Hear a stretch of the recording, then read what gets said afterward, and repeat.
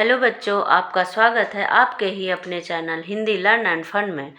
बच्चों, अभी मैं आपको पढ़ा रही हूँ शब्द विचार। शब्दों के कितने भेद होते हैं, तो इससे पहले मैंने 2 वीडियो बनाई हुई हैं।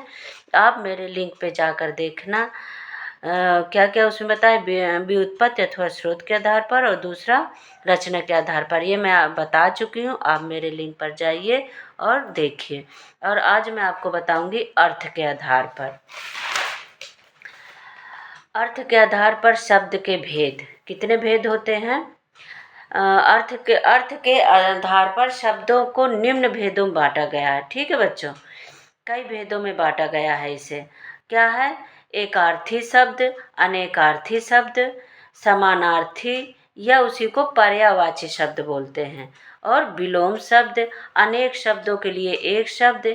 ये क्या है? सब हमारे अर्थ के आधार पर आते हैं। ठीक है, इनके अर्थ के आधार पर भेद बताए गए हैं। एकार्थी शब्द किसे कहते हैं? जिन शब्दों का प्रयोग केवल एक ही अर्थ में किया जाता है वे एकार्थी शब्द कहलाते हैं। जैसे अध्यापक, मित्र, रोटी, लोभ, ये सब क्या है? इनका एक ही अर्थ होता है, इनका कोई दूसरा अर्थ नहीं होता। तो ये क्या है? एकार्थी शब्द हैं। अगला हमारा क्या है? अनेकार्थी शब्द। जिन शब्दों के एक से अधिक अर्थ होते हैं उन्हें अनेकार्थी शब्द कहते हैं। जैसे उत्तर। अब उत्तर क्या है? उत्तर एक दिशा भी होती है, और उत्तर का मतलब ये होता है कि जवाब, हमें जवाब भी दे दो इसका। तो ये उत्तर में हमारे आता है। अगला देख लीजिए, हार। हार क्या है? एक हार पराजय भी होती है कि हाँ यार वो उससे हार गए। और अगला क्या है? आभूषण। जैसे गले का हार हमारे, ये सब क्या है? अनेकार्थी शब्द में आते हैं। अगला क्या है हमारा पॉइंट? समानार्थी। समानार्थी शब्द या उसी को पर्यायवाची शब्द कहते हैं। जिन शब्दों के अर्थ समान होते हैं उन्हें समानार्थी शब्द भी कहते हैं। जैसे फूल। फूल का क्या है? कुसुम भी बोलते हैं उसी को, सुमन भी बोलते हैं, पुष्प भी बोलते हैं। ठीक है बच्चों, तो ये क्या है?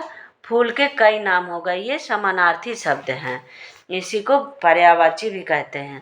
और अगला हमारा क्या है? विलोम शब्द। एक दूसरे का विपरीत अर्थ बताने वाले शब्द विलोम शब्द कहलाते हैं। जैसे मान। अब मान का विपरीतार्थक क्या होता है? अपमान। ठीक है, एक का अनेक, ये हमारे क्या है? विलोम शब्द है। इसी को हम क्या बोलते हैं? विपरीतार्थक शब्द। ठीक है, अगला क्या है हमारा? अनेक शब्दों के लिए एक शब्द। इसको देखिए, आप समझिए। अनेक शब्दों के लिए एक शब्द का प्रयोग करने वाले व्यक्ति का भाषा पर अच्छा अधिकार माना जाता है। कहने का मतलब जो एक पूरे वाक्य को एक शब्द में कह दे, ठीक है, वो है अनेक शब्दों के लिए एक शब्द। इससे कम से कम शब्दों में अपनी बात कहने का गुण प्रकट होता है।